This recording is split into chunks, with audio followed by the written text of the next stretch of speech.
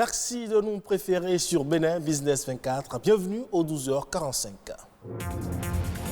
Plus d'une trentaine de femmes professionnelles des médias ont été outillées sur le cadre légal de la dénonciation du harcèlement sexuel en milieu professionnel. L'initiative vise à leur créer un environnement de travail plus sain. Et puis le principe de la laïcité à valeur constitutionnelle au Bénin. L'État se tient à égale distance de toutes les religions, mais ce concept consacré par la Constitution est source d'ambiguïté. Enfin, nous parlerons de l'agriculture biologique qui est un mode agricole respectueux de l'environnement et de la santé du consommateur. Des acteurs de ce sous-secteur ont récemment confronté leurs idées.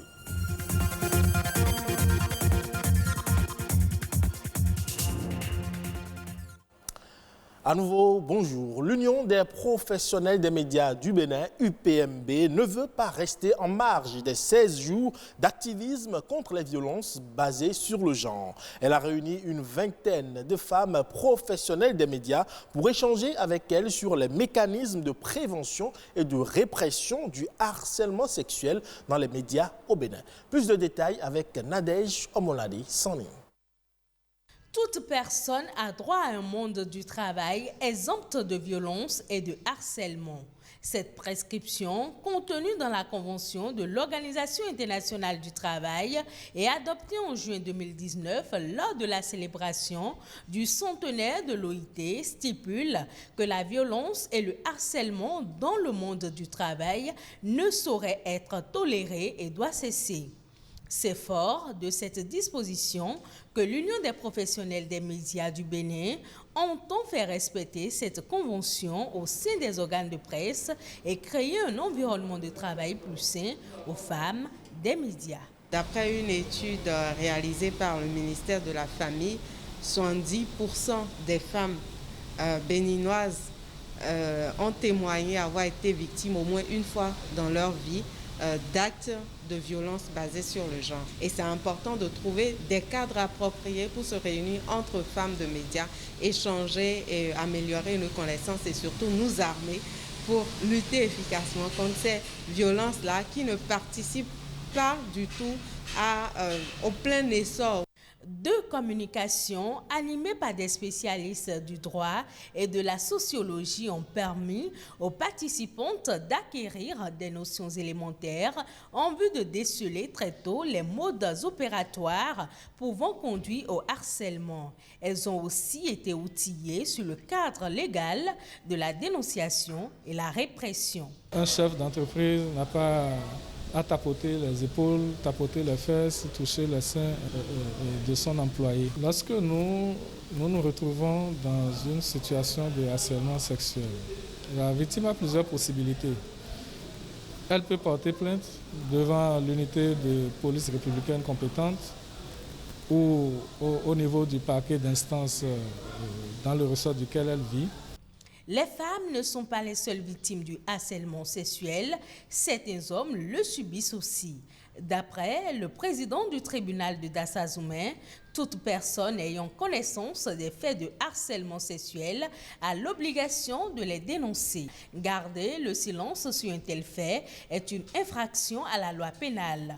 À en croire la présidente de l'UPMB, cet atelier de sensibilisation vient marquer les 16 jours d'activisme contre les violences faites aux femmes, qui sera certainement le début d'une série d'actions à mener dans ce sens.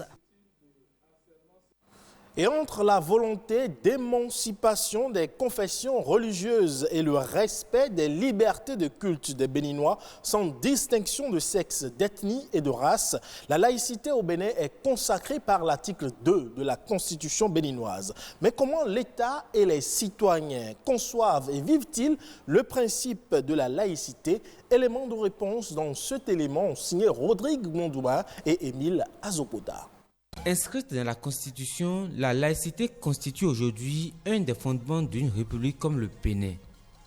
Célébrée le 9 décembre de chaque année, elle repose sur deux principes. L'obligation de l'État de ne pas intervenir dans les convictions de chacun et l'égalité de tous devant la loi, quelle que soit leur religion. La laïcité de l'État permet à chacune des religions d'être ce qu'elle est et de pratiquer sa foi et sa religion. Cela permet de sauvegarder l'une des lois les plus fondamentales, la liberté religieuse. Au Bénin, la célébration du 10 janvier, fête du Vodou depuis plusieurs décennies, est une réjouissance nationale à laquelle l'on remarque la présence d'autres obédiences religieuses, chose qui pour plusieurs est signe du respect de la liberté de culte des uns et des autres. Au sein de la communauté religieuse Vodou, nous prônons la laïcité dans nos actes, dans nos faits quotidiens. Donc le tout ne suffit pas d'aller s'asseoir autour d'une table où on parle de la laïcité. Nous devons avoir déjà, c'est-à-dire le flé de la laïcité, c'est-à-dire en notre sein, en ce que nous faisons, en participant à la paix avec les autres confessions religieuses. Notre hymne national, à un moment donné, dit que quand partout s'offre un vent de colère, de division, eh bien, Bénin, tu restes uni. Et je pense que c'est vrai. La loi de 1905 sur la séparation des églises et de l'État est la clé de voûte de la laïcité. Pour certains, la culture de la laïcité commence déjà en famille. Et si vous prenez simplement, même dans une famille où des frères et sœurs portent les mêmes noms de famille, vous verrez que malgré ça, il y a une sorte de laïcité dans la famille aussi. Et vous allez même dans les maisons où c'est rien que de la location. Le musulman loue, le chrétien loue, le vaudouisant loue, le mystique loue. C'est pour vous dire quoi? Nous, notre pays ne peut être qu'un pays laïque, par essence. Et Dieu merci, je peux vous dire que le travail qui est fait au niveau de, par exemple, l'islam qui est au Bénin, le christianisme au Bénin, nos traditions au Bénin, c'est d'abord toujours des enseignements de cohésion, de paix. Tout citoyen peut donc non seulement vivre en paix dans le pays, mais aussi vivre selon ses croyances et ses pratiques religieuses.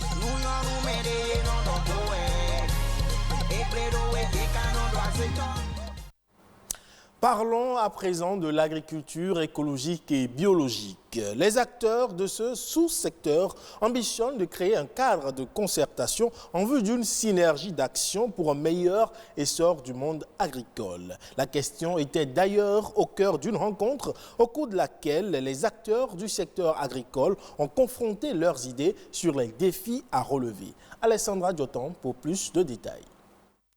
L'agriculture intensive, pratique caractérisée par l'usage d'engrais chimiques afin d'augmenter les rendements, reste à ce jour la plus pratiquée au Bénin.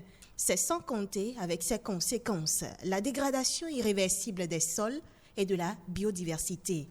Mais il existe une alternative à tout ceci, l'agriculture écologique et biologique. La production écologique et biologique, en principe, n'est pas une innovation au niveau de l'Afrique. Et nous devons faire quelque chose pour sauvegarder nos ressources écologiques et les différentes composantes de l'environnement qui sont confrontées aujourd'hui à la pression, à la destruction surtout du sol, de l'écosystème. L'agriculture intensive est un choix à risque et pourtant beaucoup de producteurs s'entêtent à la pratiquer.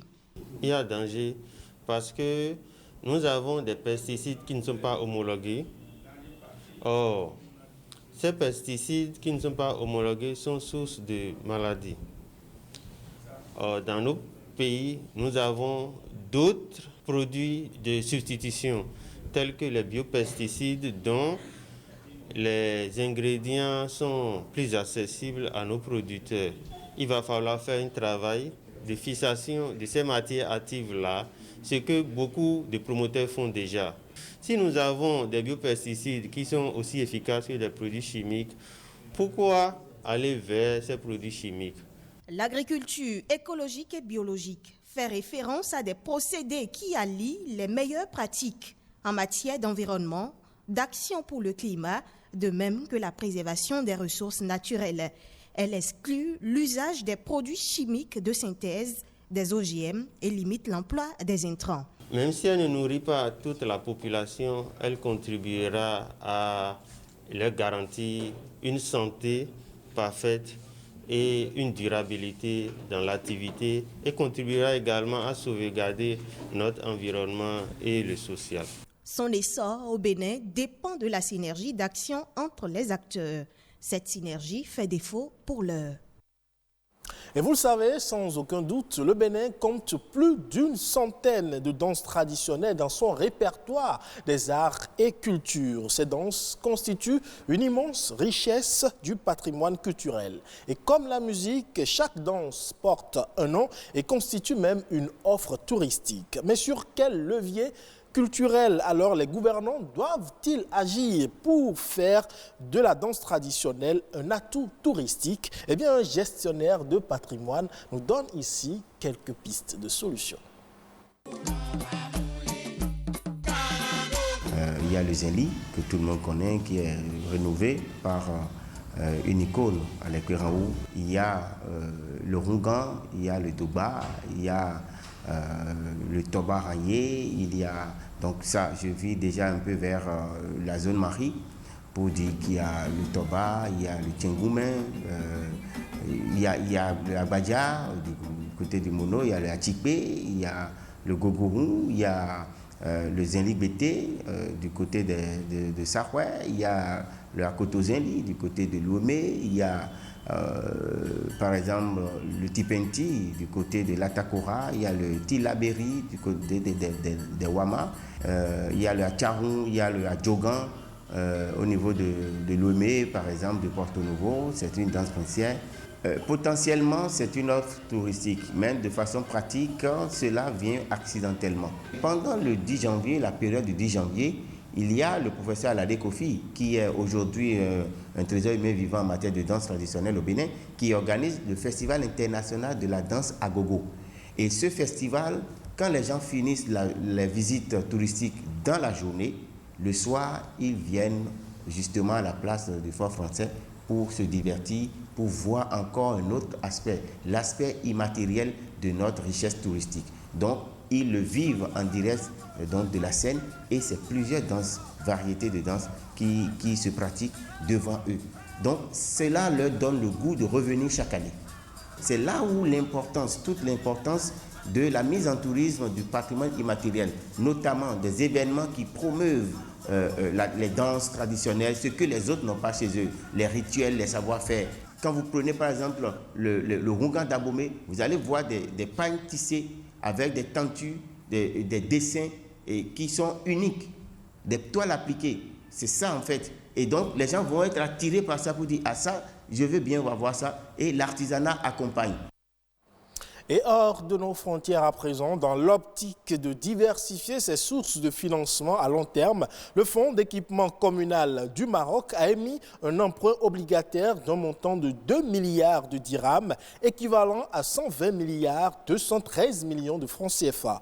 L'emprunt sera souscrit sur une période allant du 14 au 16 décembre 2020 et vise à financer l'activité du Fonds d'équipement communal du Maroc et à offrir à l'institution des moyens de diversifier ses sources de financement à long terme et enfin à poursuivre l'optimisation de ses coûts de financement. Et ce sera tout pour ce 12h45. Merci à toutes et à tous pour votre auguste attention. Retrouvez cette édition sur le site de l'ORTB, www.ortb.bj. Portez-vous bien et à très bientôt.